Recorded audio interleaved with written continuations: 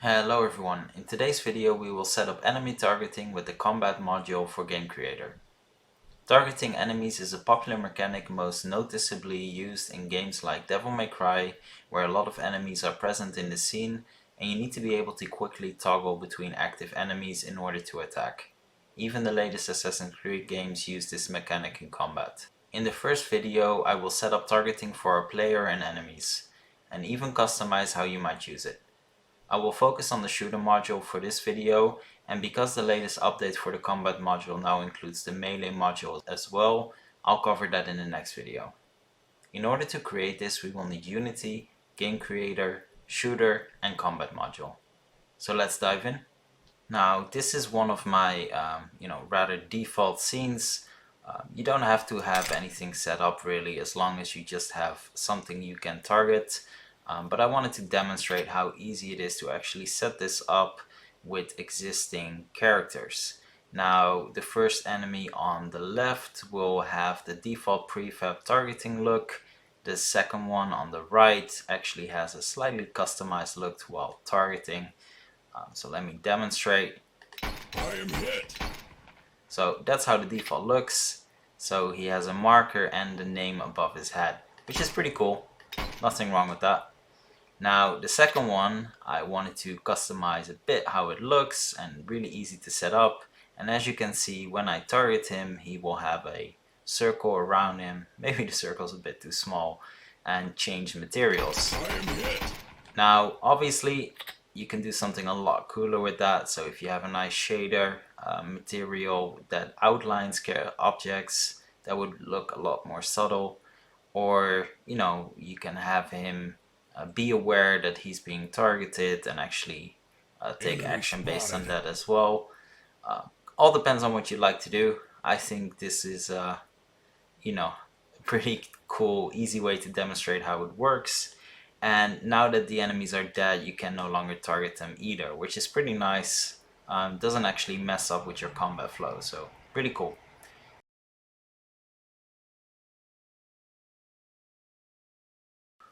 Now for the purpose of this tutorial, I will be reusing my advanced AI scene. Honestly, it doesn't really matter what scene you're using, as long as it has a player and a character you can target. Now let me duplicate this one.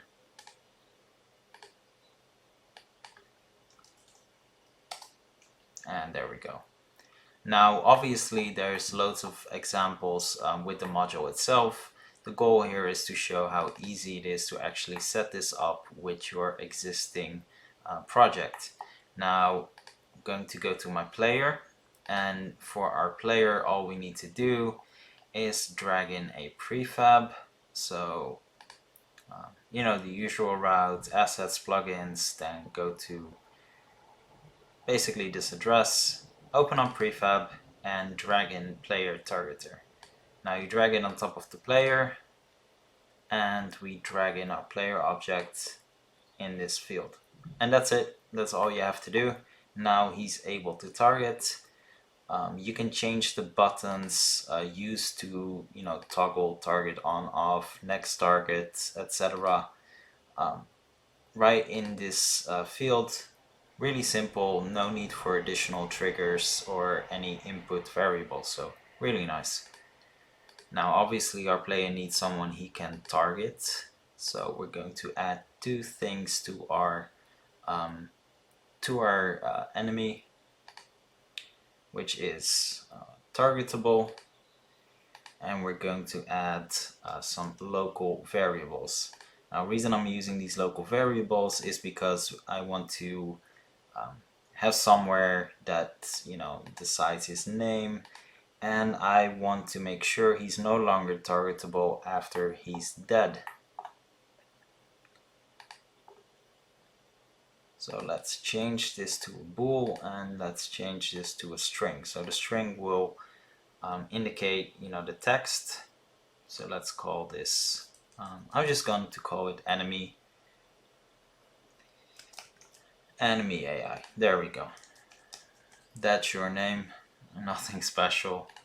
Now this is an important one. We want to make sure we can know he's alive or not. If he's no longer alive, we no longer want him to be a targetable object. Otherwise, this would really mess up your gameplay. Now, next thing we're going to do is he can be targeted, and this will happen if he's alive. Now I'm going to drag in the indicator as well. If you don't want that, if you don't want anything to appear above his head, just leave this blank. Just don't enable it pretty much. I do want it, so I'm going to use the default here, after which I will show you how you can customize it as well. Active target indicator, and there we go. Now it already sets up the offset by default. You can play with this if you use different types of models, but this is the perfect offset for the default game creator models. Now next up, we want to make sure it's actually displaying his name. So my name, that's the text, and let's change that text color to not black, but something close. Cool. Now these are target options, which I'll skip for this one, and I'll do with the next character. So actions happen when you actually target him. Completely optional, but actually pretty cool. There's a lot you can do with this, but let's get that for now. Now we're going to go to his conditions of death. So this is what happens once he dies, and we're going to add one little thing here that tells us the character is no longer alive, so no longer targetable. So we're just going to look up bool here, local.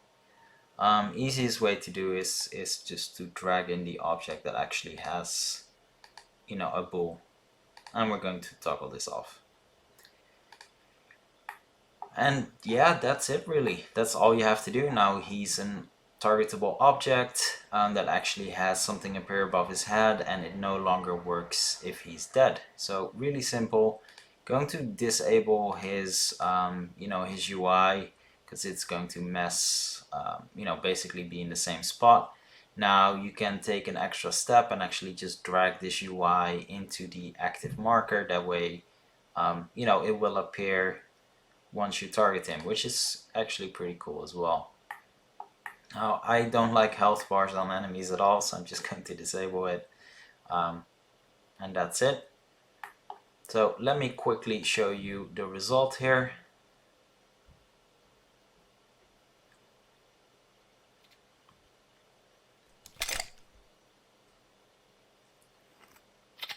Let's reload,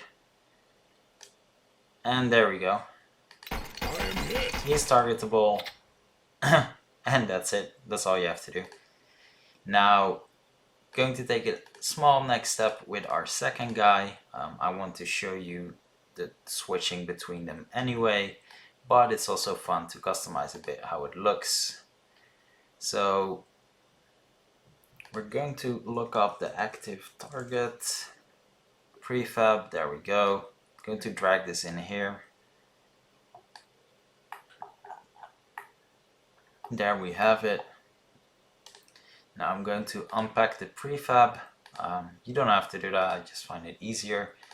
And here we have the background, which is basically our arrow.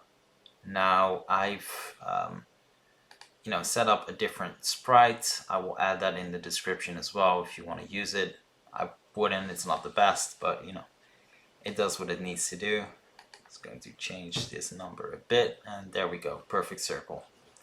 Now for this one I don't need his name, so simply disabling the text, and we'll rename this to circle. Now we're going to go to our character here, find the target indicator and drag this one in here. So we created a new prefab. I'm going to remove this. There we go. So our second character, which I need to move out a bit, is going to use the new one. Now I want this to be on his body, and yes, you should move it a bit for it to be a bit. Let me do that right now actually. Let's do a minus.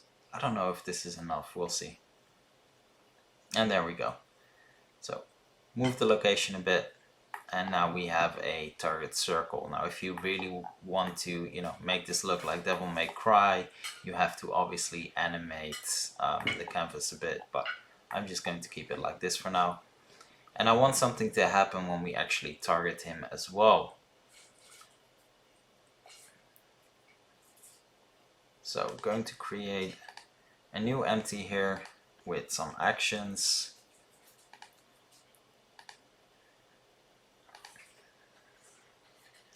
Now I'm going to go a step further than I did before, which is I'm going to actually re-enable his health bar. So we're going to turn that back on. So once we target him, I want to see that health bar.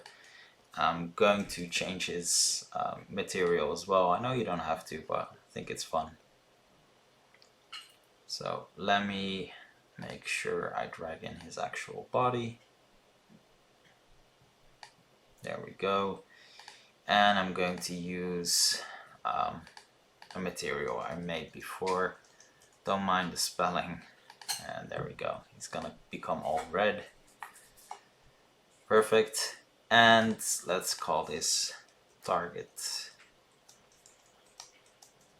active. I'm going to duplicate this one and rename it to inactive.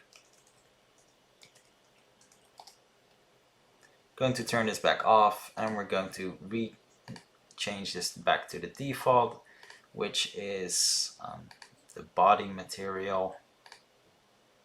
So let's drag this in, and there we go.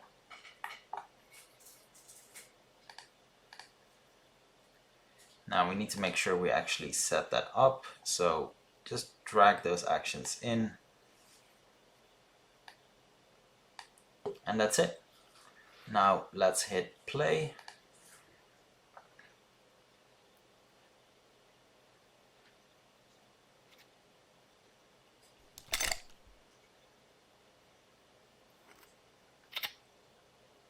Now the one on the left is going to be closest, but with this button, well, he's not inside, is he? Yeah, there we go.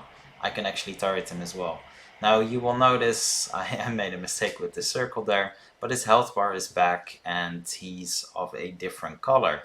Now I can target again, switch between them, which is pretty cool. I am hit. I am hit.